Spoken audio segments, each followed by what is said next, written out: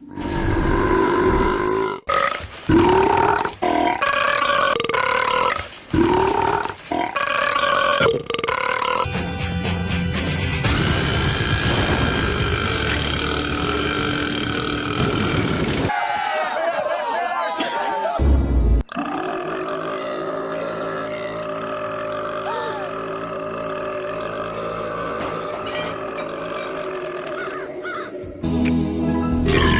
go after her.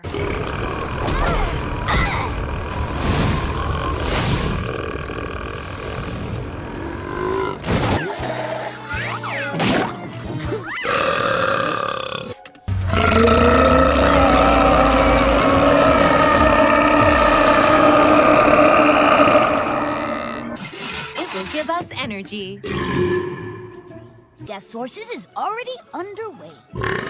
Yuri's, you want to be project partners?